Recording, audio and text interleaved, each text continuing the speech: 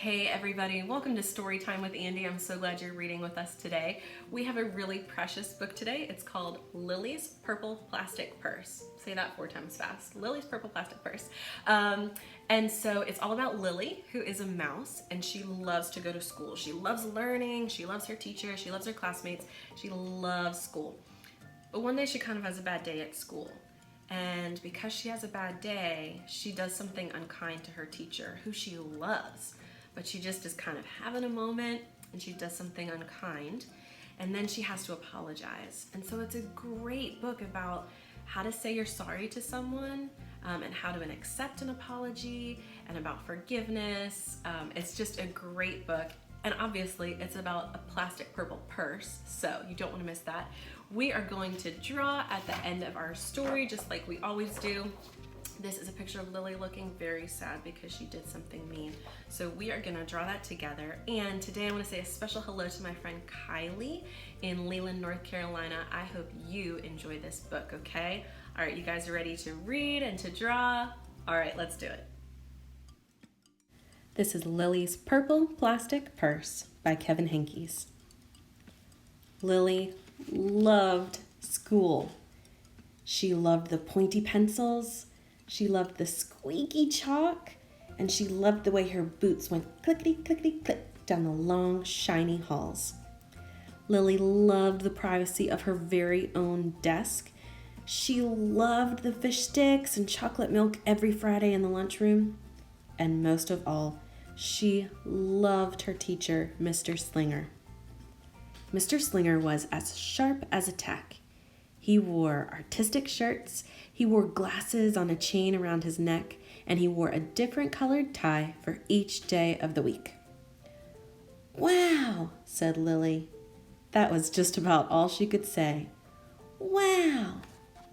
Instead of "Greetings, students," or "Good morning, pupils," Mr. Slinger winked and said, "Howdy." He thought that desks in rows were old-fashioned and boring. "Do you rodents think you can handle a semicircle?"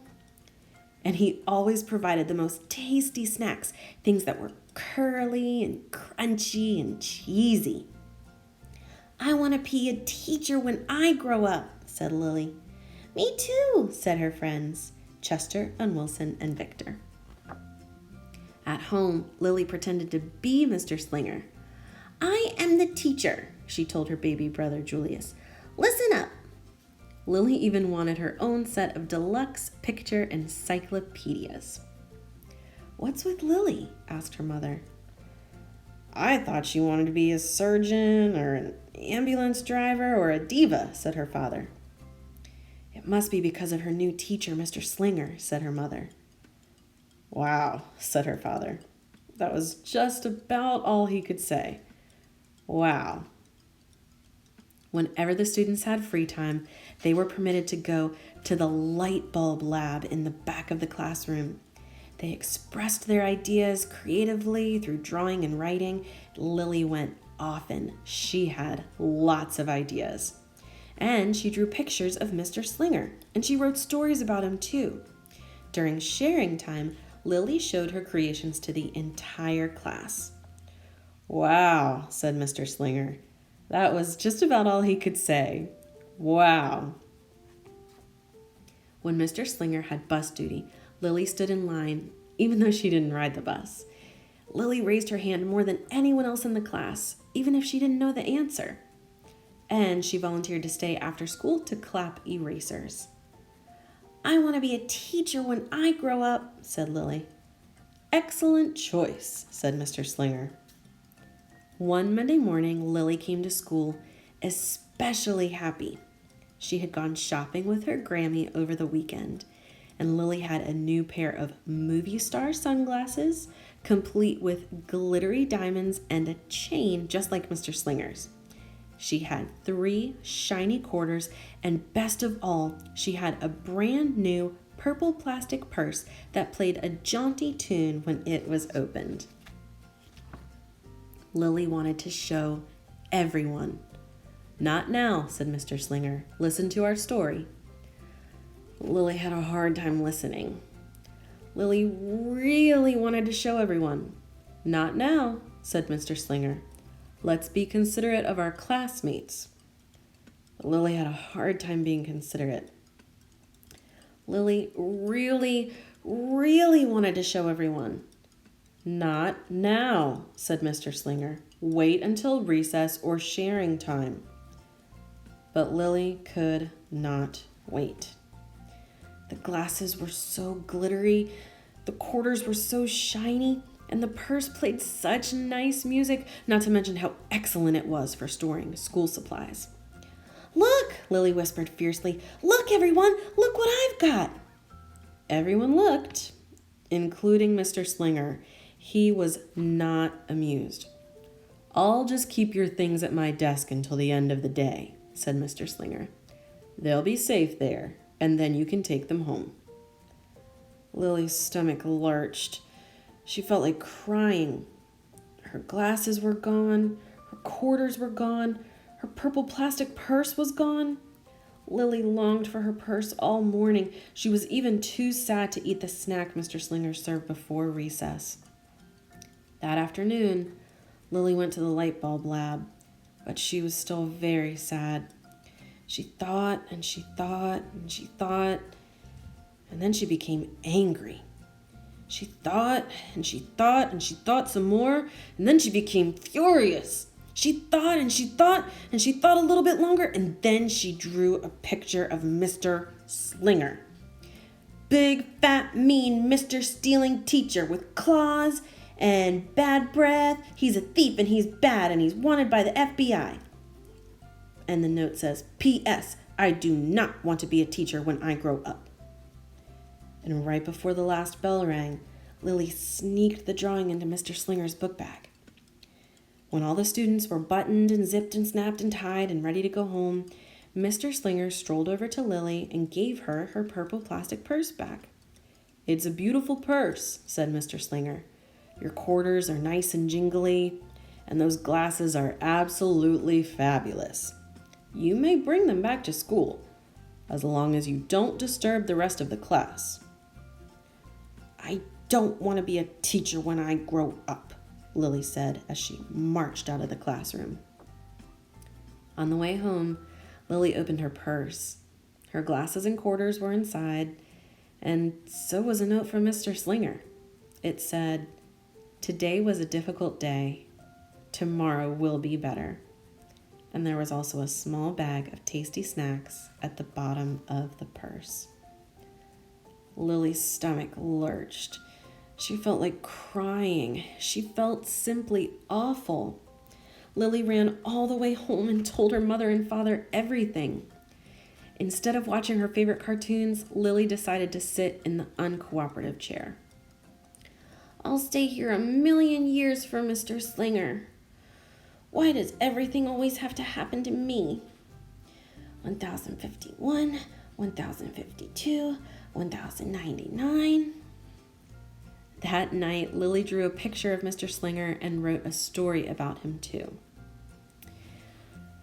Lily was really sorry, it said, so everyone forgave her, even her parents, even her stinky baby brother, even her especially incredible teacher.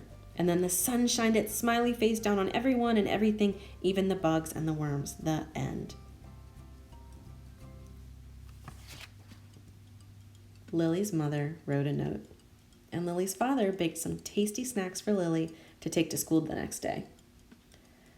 "I think Mr. Slinger will understand," said Lily's mother. "I know he will," said Lily's father. The next morning, Lily got to school early. These are for you," Lily said to Mr. Slinger, "because I'm really sorry."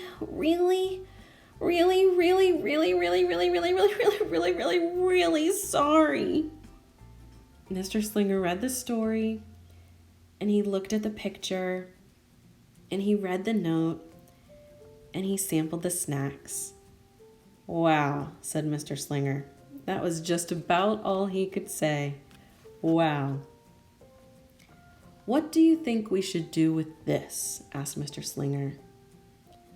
"Could we just throw it away?" asked Lily. "Excellent idea," said Mr. Slinger. During sharing time, Lily demonstrated the many uses and unique qualities of her purple plastic purse, her shiny quarters, and her glittery movie star sunglasses. It's like having an extra pocket with a radio inside. And 3/4 are even better than a dollar bill because they make noise. And these glasses provide glamorous protection from harmful rays. Then she did a little performance using them as props. It's called interpretive dance, said Lily, and Mr. Slinger joined in.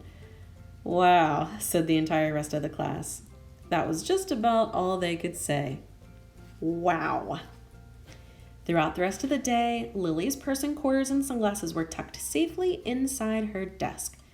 She peeked at them often, but did not disturb a soul. Right before the last bell rang, Mr. Slinger served Lily's snacks to everyone's delight. What do you want to be when you grow up? Asked Mr. Slinger. A teacher, everyone responded. Lily's response was the loudest. Excellent choice, said Mr. Slinger. As the pupils filed out of the classroom, Lily held her purple plastic purse close to her heart. Mr. Slinger was right. It had been a better day. Lily ran and skipped and hopped and flew all the way home. She was so happy. And she really did want to be a teacher when she grew up. That is, when she didn't want to be a dancer or a surgeon or an ambulance driver or a diva or a pilot or a hairdresser or a scuba diver. The end. Oh gosh, I loved that book so much about Lily and how she realized that she had been mean and she apologized, which is always such a good thing to do. And then she was still able to share her excitement about her beautiful purple purse afterwards. So I love that. It's a great book about forgiveness and being sorry.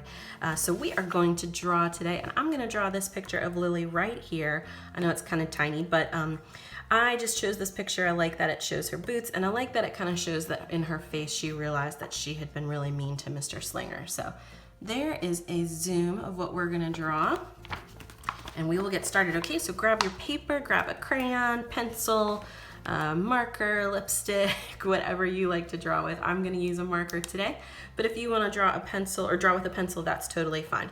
All right, we are going to draw Miss Lily the mouse. We are going to start with her ears. Okay, so we're going to start with one over here. We're going to kind of just make one hump like that. Come over a little bit from where you started and do the other one on that side. Okay, look at that. And we're going to draw the inside of it. So it's starting to kind of look like a rainbow, right? But it's not. It's mouse ears.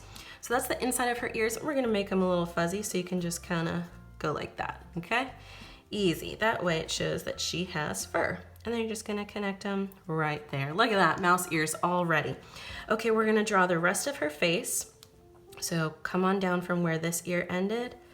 Come almost all the way to the bottom and stop. Same for this one, almost all the way to the bottom.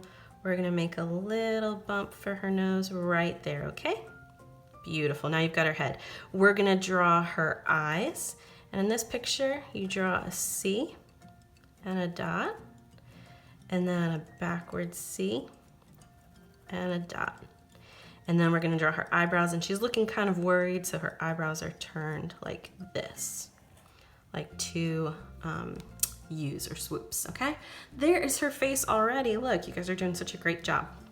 All right, now we're going to draw her dress, and you can see it's kind of like frumpy. It doesn't have a lot of shape to it, so it's really easy because you can just kind of scribble the shape out. So I'm going to come right about where her cheek is and come down a little bit and make a sleeve, and then come down a little bit and make another sleeve. And the rest of it is just kind of wiggly shapes, okay? And it'll end up looking like a dress. How about that? Perfect. Okay, oh, you can't see her hands because they're behind her back because she's feeling kind of sorry. But you can see her tail, and so a little piece of it is coming out like this. It gets really skinny at the end. You can color it in if you want. And she even has a bow on her tail, which I think is so cute. So you can draw a little bow with some triangles, just like that. And then the rest of her tail is coming from underneath her dress here. So again, you can kind of make a rainbow shape and color that in. All right, so no arms, but we can see her legs. So you're gonna draw a line down here, kind of short, and then do the same on the other side. And then we're gonna draw her boots, these fabulous red cowboy boots with stars. So we're gonna make 2 humps, kind of like you're starting a heart, right? And do it on the other side. That's the top of her boots. And then 1 line down on that side, 1 line a little bit further down on the other. Okay, so we're gonna do the short side over here, longer side over here. We're gonna come out to the toe of the boot, make a little heel, come out to the toe of the boot, make a little heel. And if she's got stars on her boots, if you wanna do hearts or smiley face or unicorn, anything you wanna do, that's fine. We're just gonna draw some stars, okay? And there is Miss Lily feeling so sad that she was so mean to Mr. Slinger. We can draw the floor that she's standing on so it doesn't look like she's floating into outer space, right? And then we can draw the title of the book, which is Lily's Purple Plastic Purse, right? Okay, so lots of P's in there. I'm gonna draw mine up top here, okay? You can draw along with me. L-I-L-L-Y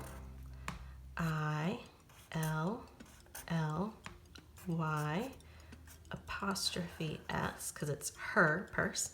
Lily's purple, so P-U-R-P-L-E.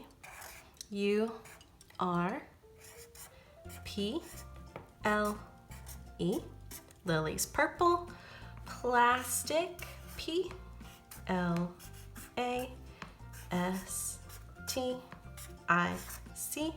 and purse, P-U-R-S-E. That's a lot of P's. 1, 2, 3 P's. All right, Lily's purple plastic purse, and there is your Lily. Good job. Okay, everyone, I hope you enjoyed that book and Draw Along Time. I really loved, you know who my favorite character was in here? Was Mr. Slinger, the teacher, because he was so good at accepting Lily's apology and understanding she was just having a bad day. And so I love their sweet little relationship. I love that he shared her snack with the class and that they made up in the end. It's just beautiful.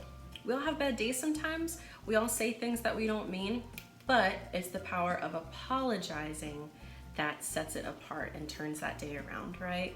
Okay, guys, I'm so glad you tuned in today. I want to see your pictures, so if you drew along today, have your mom or dad share them to our Facebook or Instagram page so I can check them out, all right?